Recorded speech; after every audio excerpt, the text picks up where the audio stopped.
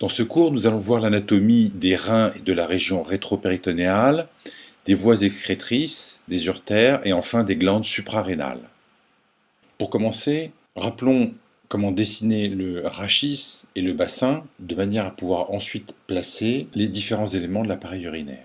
Le rachis lombaire forme une lordose dont le sommet est la troisième vertèbre lombaire. On le représente en dessinant les processus transverses, obliques vers le bas pour les deux premières vertèbres lombaires, horizontales pour L3 et dirigées vers le haut pour L4, L5. On dessine ensuite le détroit supérieur avec sur cette vue une taille à peu près identique aux deux dernières vertèbres lombaires. On dessine habituellement les deux dernières côtes flottantes avec un angle d'environ 45 degrés par rapport au rachis et la terminaison de la 11e côte au-dessus de l'épine iliaque antérieure supérieure, celle-ci se projetant à peu près au même niveau que le promontoire. On représente ensuite le bord supérieur de l'acétabulum et l'épine iliaque antérieure et inférieure au même niveau que le milieu du détroit supérieur et on représente ensuite le reste des branches ischio-pubiennes, ici celui d'une femme et sur la photo celui d'un homme beaucoup plus étroit. Nous allons nous servir de ce schéma tout au long du cours pour décrire la position et la situation du haut appareil urinaire. Les reins sont des organes pairs sécrétant l'urine.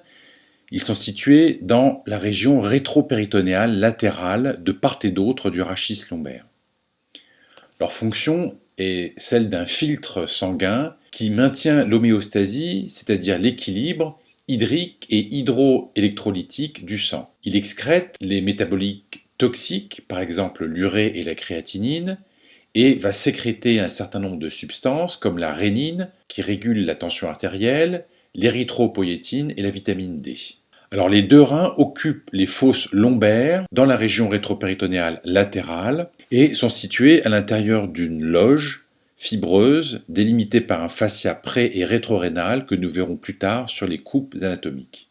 On voit qu'ils ont une forme globale de haricot avec un pôle supérieur, un pôle inférieur, une convexité et un sinus regardant vers le dedans et vers l'avant. Ils ont une taille d'environ 12 cm de haut, 6 cm de large et 3 cm d'épaisseur. Vous voyez que les deux reins ont une direction globalement oblique vers le haut et le dedans. Nous verrons sur les coupes que le bord antérieur des reins est situé à peu près au même niveau que le bord antérieur des corps vertébraux. Alors sur le bord médial, au niveau du tiers moyen, il existe une dépression qu'on appelle le sinus rénal qui contient les vaisseaux du rein et le pelvis rénal, à ne pas confondre avec la cavité pelvienne, qui est le premier élément des voies excrétrices de l'urine extrarénale. La fente verticale qui constitue l'ouverture du sinus rénal est le île rénal. Les rapports du rein seront vus un peu plus en détail sur les planches suivantes. Retenez que le rein se projette en moyenne sur 3,5 vertèbres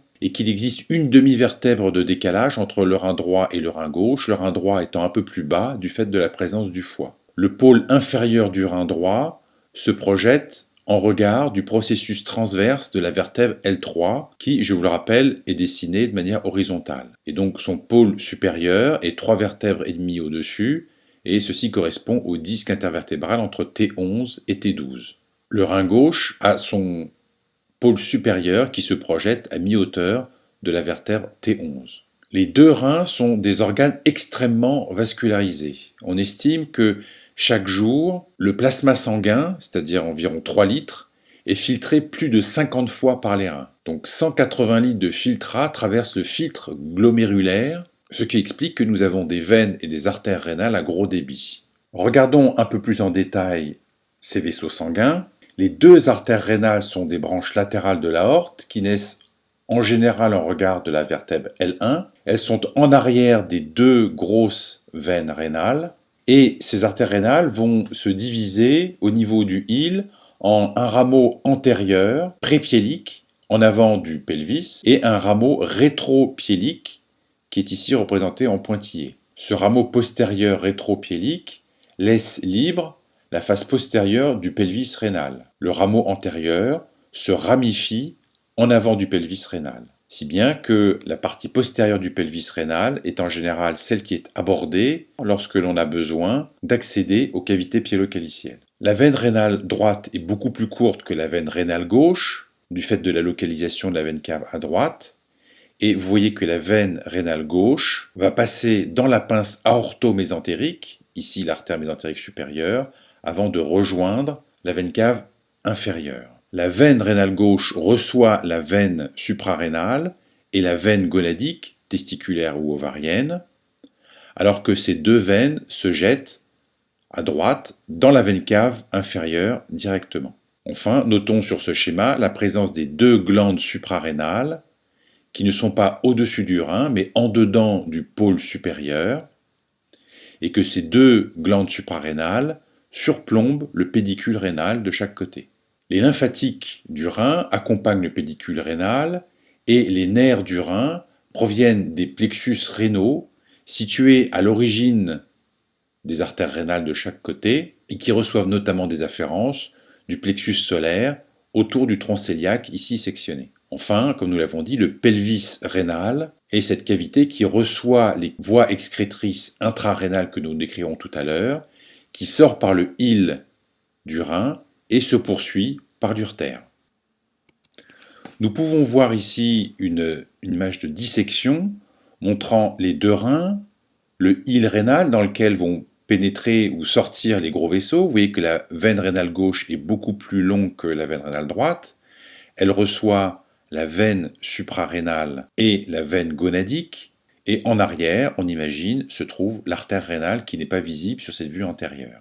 Cette radiographie est une urographie intraveineuse qui consiste à injecter dans le sang du patient une substance radio-opaque qui va être éliminée par les reins, et nous allons donc retrouver cette substance radio-opaque dans les voies excrétrices, depuis le rein jusqu'à la vessie, ce qui permet d'avoir une vision globale de l'appareil urinaire.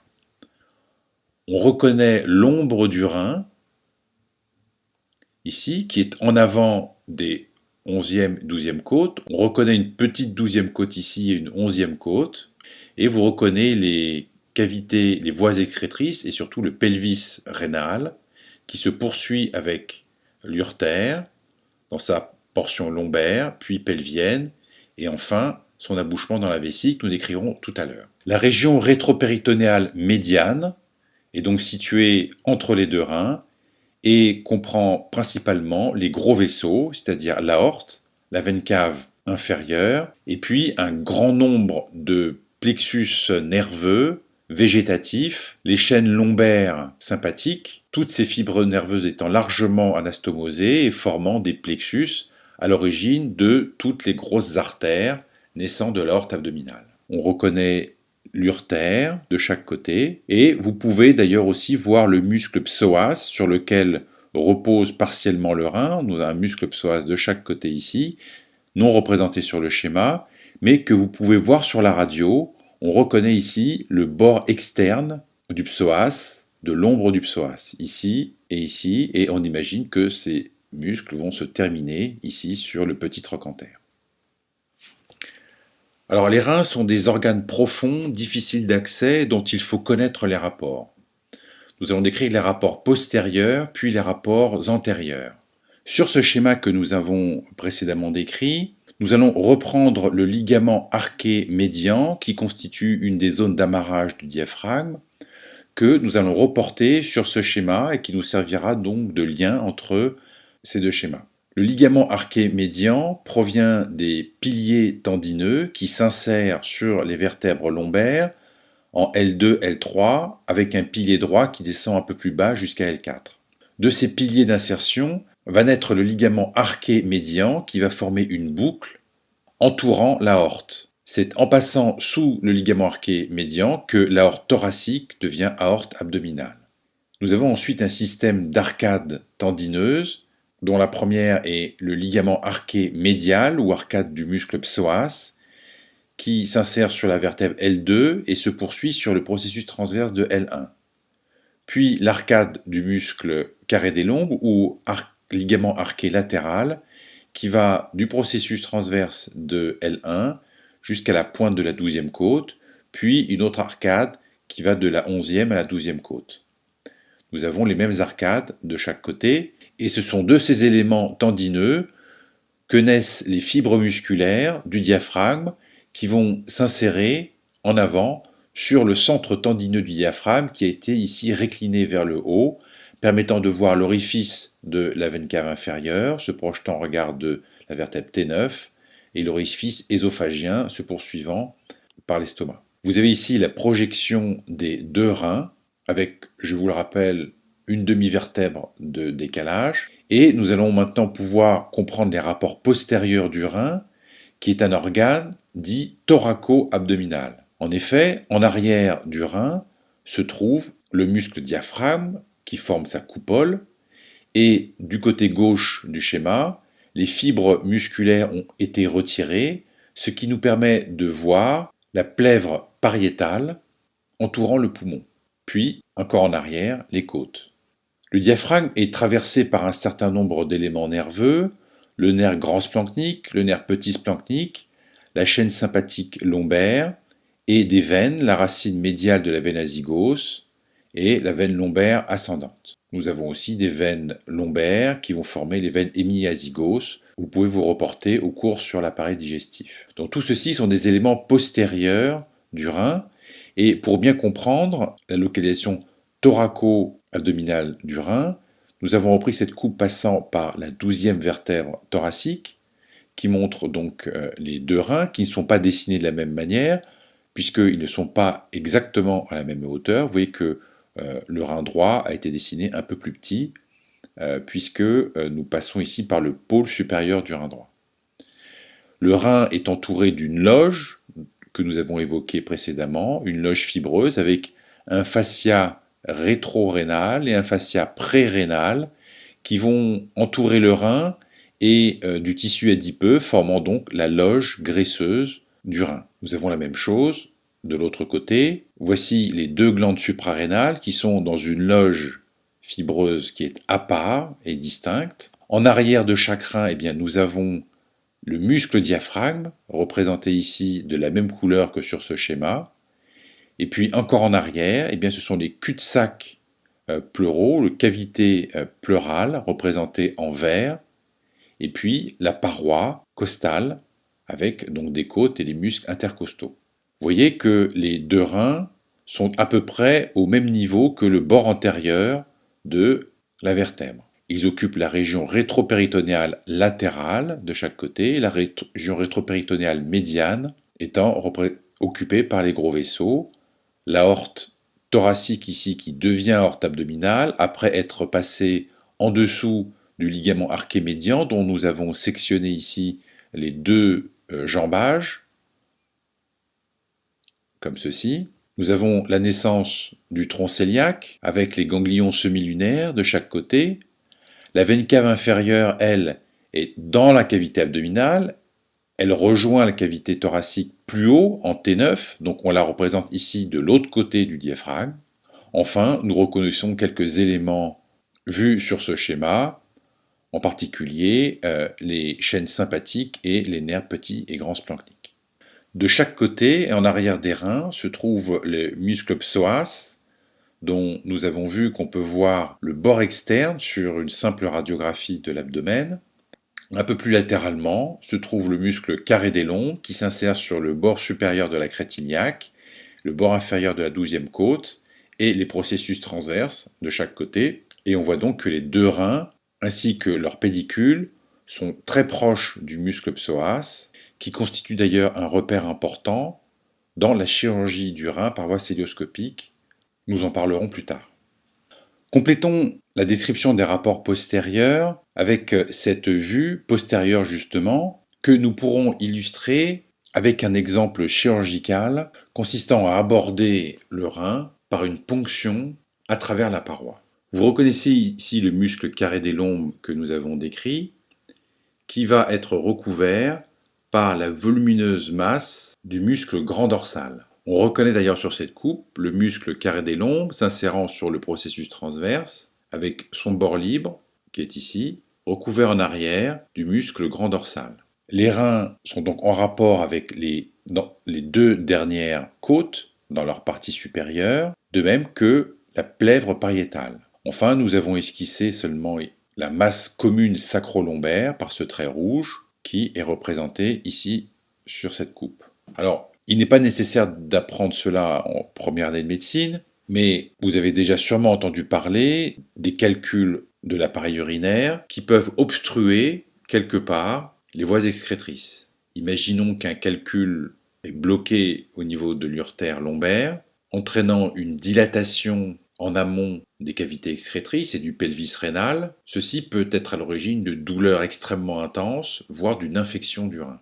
Il est alors nécessaire de dériver les urines de manière à soulager la pression intrarénale et éventuellement drainer des urines qui se sont infectées. Un des gestes qu'on peut être amené à faire est ce qu'on appelle une néphrostomie ou une ponction des voies excrétrices de manière à soulager le rein. Alors pour ponctionner le rein, eh bien, il faut s'imaginer la palpation de la masse sacro-lombaire, ce que vous pouvez faire chez vous, la palpation des dernières côtes, et on va pouvoir, dans cette zone triangulaire, ponctionner à travers la paroi, comme le montre cette flèche, pour aller directement à la partie inférieure du rein, dans le groupe caliciel inférieur que nous décrirons tout à l'heure, pour décharger le rein. Voici un exemple. Vous voyez que le pelvis rénal est ici complètement dilaté avec les calices qui forment une sorte de boule dilatée. En comparaison, l'autre rein a un aspect normal. On voit bien ici que l'urine est sous tension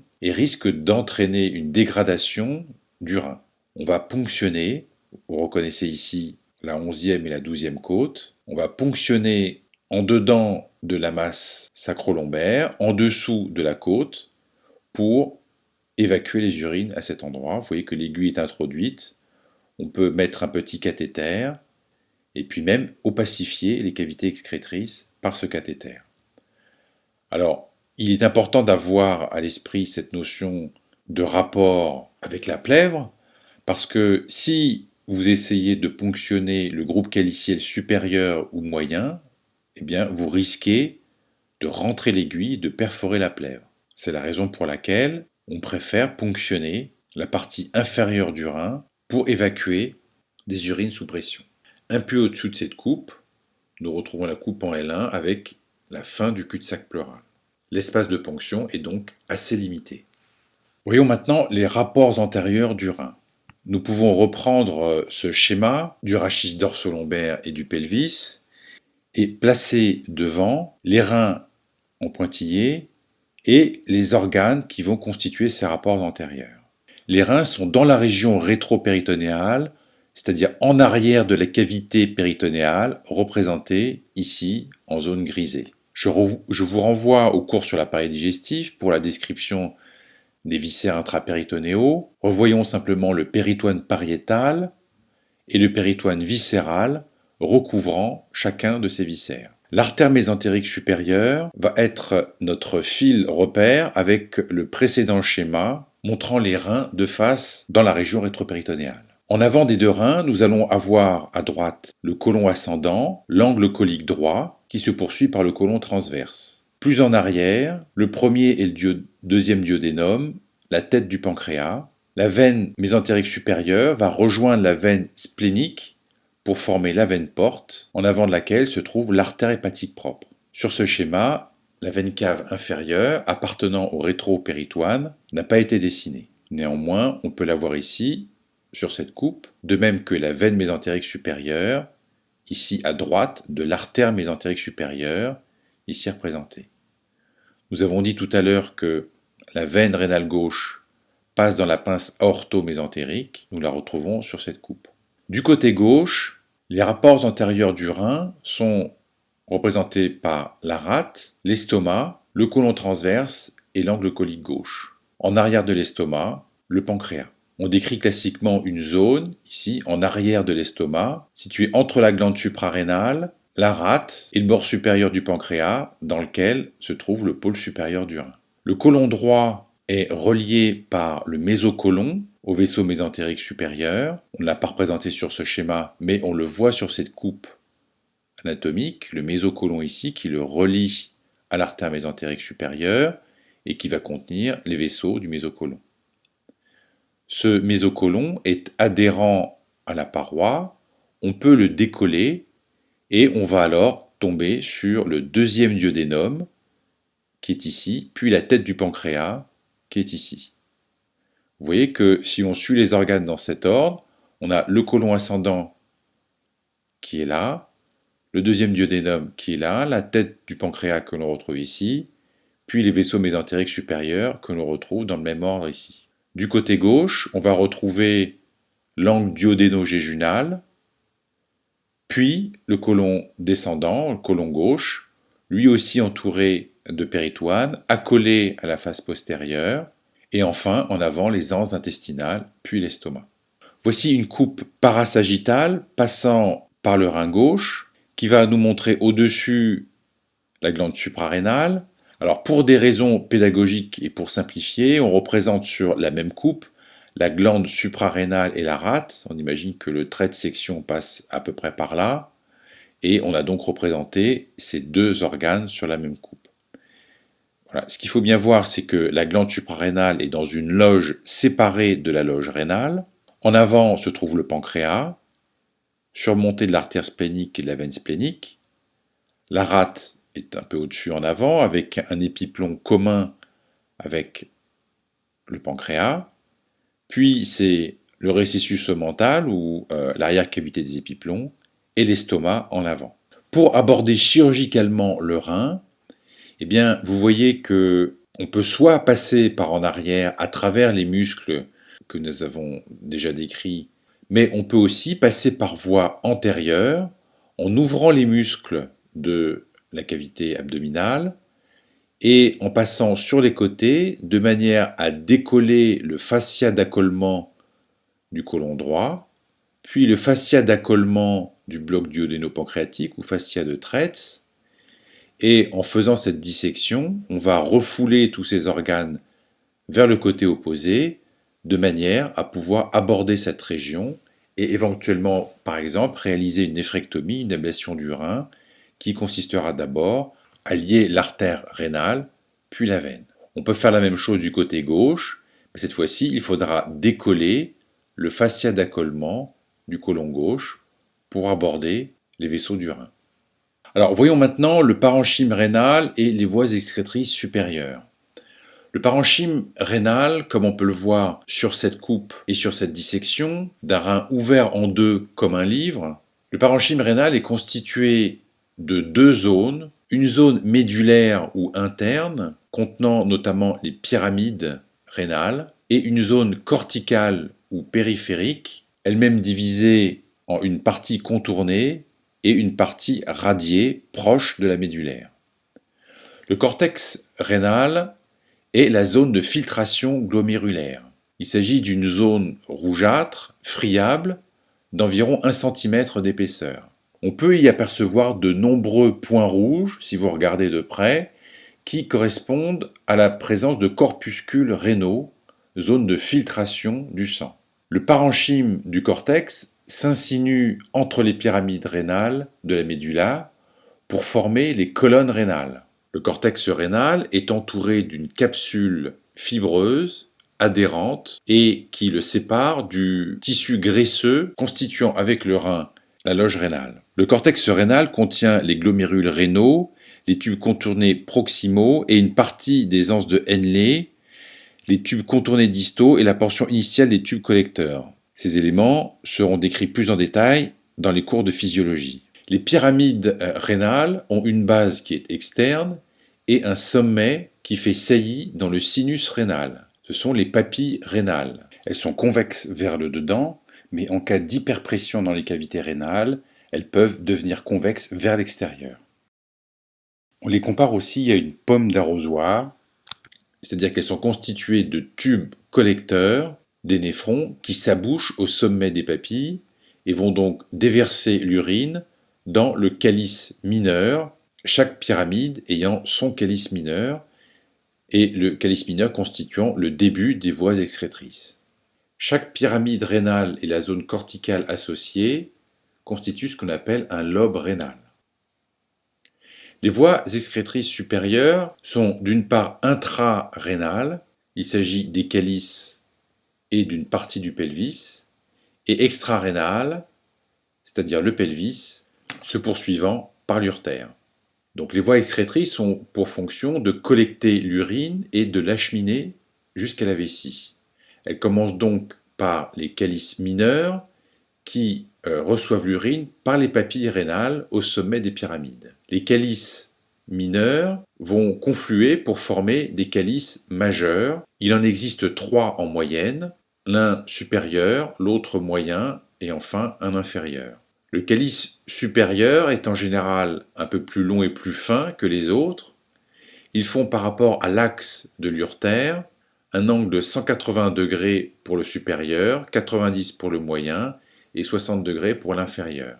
Les calices majeurs sont situés dans le même plan vertico-transversal et confluent dans le pelvis rénal. Le pelvis rénal est donc la partie des voies excrétrices rénales faisant suite au calice majeur et qui passe le hile rénal. Il naît donc dans le sinus rénal et se poursuit avec l'urtère lombaire, un endroit que l'on nomme la jonction piélo-urétérale, qui est la partie la plus déclive du pelvis. Le pelvis rénal fait environ 18 mm de large et 20 mm de haut. Comme nous l'avons vu en introduction, le pelvis est l'élément le plus postérieur du pédicule rénal. Sa face antérieure est recouverte par les branches de division antérieures de l'artère rénale et de la veine rénale. Le rameau postérieur de l'artère rénale, nous le verrons tout à l'heure, longe le bord crânial du pelvis rénal et le laisse donc libre de tout vaisseau sanguin. Le pelvis rénal est donc abordé chirurgicalement, si nécessaire, par sa voie postérieure. Enfin, le pelvis rénal peut être plus ou moins enfoui dans le sinus rénal. Il est parfois complètement à l'extérieur, mais parfois complètement à l'intérieur du sinus rénal, et l'urtère naît alors pratiquement du rein. Sur ce rein ouvert en deux par son plan avasculaire que nous décrirons tout à l'heure, eh bien, vous reconnaissez les pyramides rénales et la zone corticale qui l'entoure. Les voies excrétrices sont représentées ici en blanc et vous voyez la richesse vasculaire, en particulier les grosses veines qui ont ici infiltré avec du latex bleu. La même dissection que tout à l'heure montrant la richesse vasculaire et enfin une urographie intraveineuse montrant un groupe caliciel supérieur, un groupe caliciel moyen et un groupe caliciel inférieur. Alors, décrivons maintenant les urtères. Il s'agit d'un conduit musculaire lisse, tapissé d'urothélium comme l'ensemble des voies excrétrices. Il s'étend du pelvis rénal jusque dans la vessie. Il présente 4 portions, une portion lombo-iliaque, rétropéritonéale, une portion pelvienne sous-péritonéale, puis une portion rétrovésicale, et enfin une portion intravésicale, représentée sur ce schéma, qui traverse la paroi vésicale. Il naît en général en regard de L2, puis a un trajet vertical dans sa portion lombo-iliaque, décrivant une courbe vers l'avant dans sa portion sous-péritonéale. Il mesure environ 25 cm de long et présente 3 zones de rétrécissement physiologique. Premièrement à son origine, à la jonction piélo-urétérale, puis en regard du croisement des vaisseaux iliaques, et enfin à sa partie terminale dans son abouchement vésical. L'urtère se termine dans la vessie par un trajet sous-muqueux oblique et participe à la constitution du trigone vésical constitué par les 2 méas urétéraux et l'origine de l'urètre. Dans leur portion lombaire, les urtères sont en rapport avec le muscle psoas sur lequel ils sont plaqués, puis plus en arrière, les processus costiformes que l'on peut d'ailleurs voir sur une radiographie.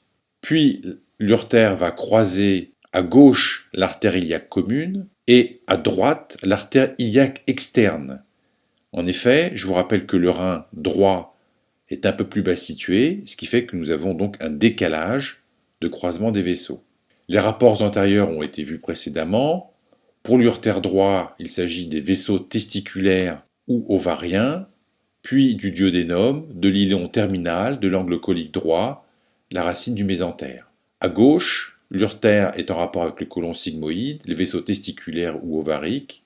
Dans le pelvis, les urtères longent les faces latérales du rectum, puis du vagin chez la femme, avant de rejoindre la base vésicale. Souvenez-vous que chez la femme, l'urtère est surcroisée par l'artère utérine. L'urtère traverse donc plusieurs régions et va être vascularisée par plusieurs artères. D'une part, les artères rénales, les artères testiculaires ou ovariques, les artères vésicales supérieures et utérines chez la femme, et les artères vésico-prostatiques chez l'homme. L'urtère est animée de mouvements péristaltiques permettant à l'urine de progresser depuis le pelvis rénal jusqu'à la vessie. Retenez que le trajet intravésical est oblique, ce qui permet d'avoir un mécanisme anti-reflux vésico-rénal. En effet, lorsque l'intérieur de la vessie est plein, eh bien, la partie supérieure de la vessie recouvrant l'urtère va venir s'appliquer sur celui-ci du fait de la pression intravésicale et empêcher le reflux vésico-urétéral. Si cet abouchement se fait de manière perpendiculaire, eh bien, ce mécanisme anti-reflux ne sera pas fonctionnel, ce qui peut être à l'origine d'un reflux d'urine dans les voies excrétrices supérieures à chaque miction, et parfois même d'une véritable destruction rénale. Voyons maintenant un peu plus en détail les artères rénales et en particulier leur portion intrarénale. Voici une vue antérieure, une vue postérieure et une vue latérale du rein et une coupe passant par le parenchyme rénal. La vascularisation rénale est de type terminal. L'artère va se diviser dans le sinus rénal au niveau du hile en un rameau antérieur prépiélique et un rameau postérieur rétropiélique. Rappelons que le rameau postérieur laisse libre la face postérieure du pelvis rénal. Ces artères vont ensuite se ramifier dans le rein pour délimiter des secteurs. Le rameau antérieur va donner une branche pour un secteur apical ou polaire supérieur, une branche pour un secteur supérieur, un secteur moyen et un secteur inférieur ou pôle inférieur. La branche postérieure va vasculariser un secteur postérieur.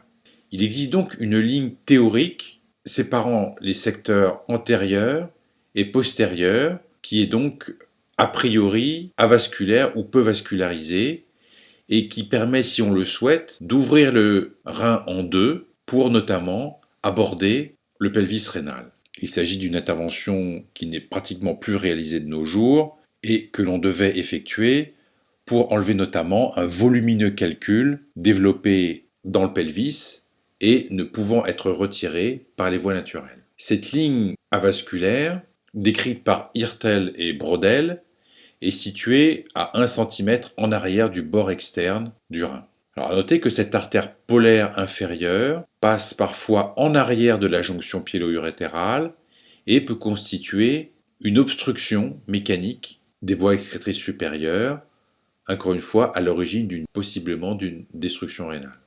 Donc chacune de ces branches donne naissance à des artères interlobaires qui s'enfoncent dans le parenchyme et forment autour de chaque pyramide une sorte de corbeille dont les branches terminales vont se recourber à la base de la pyramide et vont former les artères arquées. Ces artères arquées donc longent la base des pyramides et vont donner des artères interlobulaires. Ces artères interlobulaires vont se poursuivre et traverser la capsule rénale pour s'anastomoser avec d'autres artères, formant un cercle exorénal. Et ce cercle exorénal va être très richement anastomosé avec notamment l'artère rénale, les artères digestives, les artères gonadiques et les artères phréniques. De ces artères interlobulaires vont naître des artères afférentes aux glomérules rénaux et c'est là que va se faire la filtration du sang. Puis va naître une autre artère, donc on a un système tout à fait particulier à cet endroit qui sera décrit en cours de physiologie. Va donc naître l'artère efférente qui va se poursuivre avec des vaisseaux, les vasa recta, qui vont plonger dans la pyramide. Alors, les douleurs dorsales sont extrêmement fréquentes dans la population et sont parfois faussement attribuées à des douleurs rénales. Les douleurs rénales peuvent avoir diverses étiologies. L'une des principales est, nous l'avons déjà évoqué, la colique néphrétique liée à un calcul bloqué quelque part dans les voies excrétrices. en particulier dans l'urtère.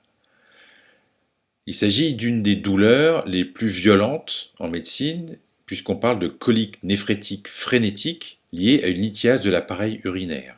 Il s'agit en général d'une douleur projetée, déclenchée par la mise en tension de la capsule rénale ou des voies excrétrices. Il s'agit donc d'une douleur viscérale, mais qui va être projetée sur un dermatome. Je ne reviens pas sur l'organisation générale du système nerveux végétatif et des fibres sensitives, et je vous renvoie pour cela au cours sur le cœur, mais retenez que les douleurs liées à une pathologie rénale empruntent les voies sympathiques et donnent une douleur projetée dans le territoire des dermatomes, du rein et de l'urtère, de T8 à L2. Ces douleurs peuvent donc être dorsales, mais aussi ventrales, et s'étendre jusqu'à la cuisse, en particulier sa face interne, et parfois même aussi les organes génitaux. La douleur et les contractions musculaires réflexes sont typiquement ressenties dans les territoires des nerfs sous-costales, ilio-hypogastrique, ilio-inguinal et génito-fémoral. Elles peuvent donc donner des douleurs du flanc, de la région inguinale, scrotale et vulvaire. Les glandes suprarénales. Les glandes suprarénales sont des glandes paires situées dans la région rétropéritonéale latérale, non pas au-dessus du rein, mais en dedans du pôle supérieur. Elles sont aussi situées au-dessus du pédicule rénal. Chaque glande est située dans une loge fibreuse distincte de la loge rénale telle que nous l'avons décrit. Vous voyez que la glande suprarénale droite a une forme de chapeau de gendarme, alors que la gauche a plutôt une forme de virgule inversée. Chaque glande comprend deux parties d'origine embryologique différente ayant une fonction endocrine propre. Voici une coupe de la glande droite qui montre la médullo-surrénale, ou zone centrale, d'origine ectoblastique, c'est-à-dire la crête neurale, et une zone corticale ou cortico-surrénale, d'origine mésoblastique, c'est-à-dire l'épithélium célomique. Les deux parties se rencontrent après la 7e semaine et la médulaire s'invagine progressivement dans le cortex. Alors, il s'agit de glandes ayant une fonction majeure avec notamment la sécrétion d'hormones métaboliques. La médullo-surrénale est la principale source de catécholamine, c'est-à-dire d'adrénaline et de noradrénaline. Elles sont sécrétées par les cellules chromaffines. On compare cette région à un ganglion du système sympathique. Lors d'émotions fortes, il se produit une libération massive d'adrénaline par la médullo-surrénale, et ceci est une réaction au stress permettant de réagir à un danger. La cortico-surrénale sécrète des stéroïdes comme le cortisol, l'aldostérone, qui régule l'osmolarité et la volémie, et certains androgènes.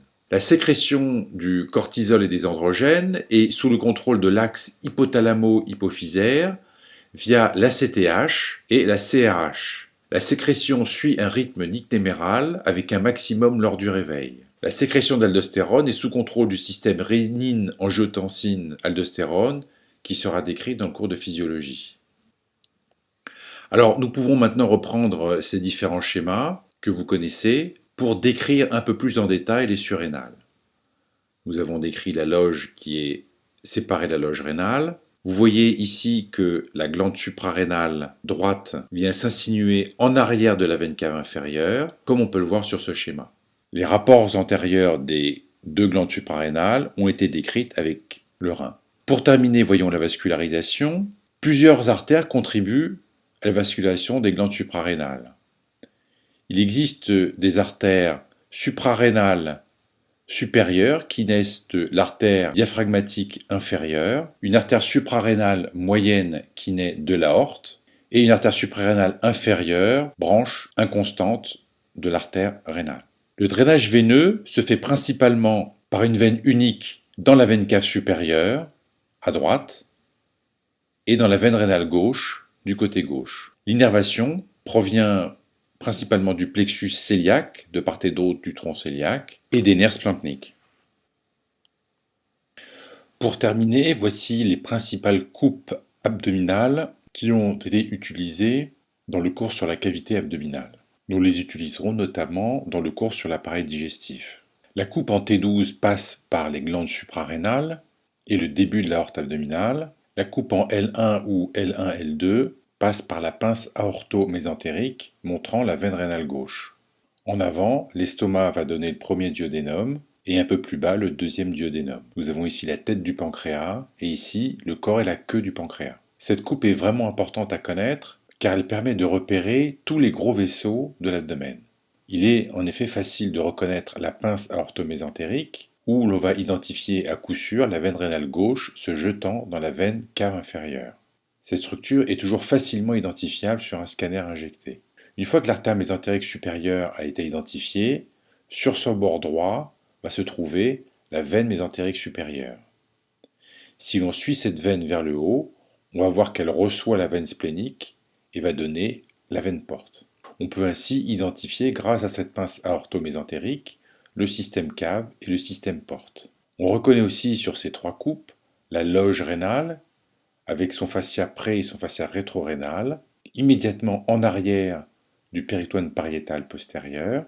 Un peu plus bas, en L5, nous avons les deux urtères, avec l'urtère gauche croisant l'artère iliaque commune et l'urtère droit, l'artère iliaque externe. Alors voici typiquement sur un scanner l'aspect de la pince aorto-mésentérique. On reconnaît l'aorte, les deux piliers du diaphragme de chaque côté. On imagine le départ des artères rénales, la pince aorto-mésentérique dans laquelle passe la veine rénale gauche. Celle-ci se jette dans la veine cave inférieure. Nous avons donc l'artère mésentérique supérieure ici, et un peu à droite, un autre gros vaisseau qui est la veine mésentérique supérieure.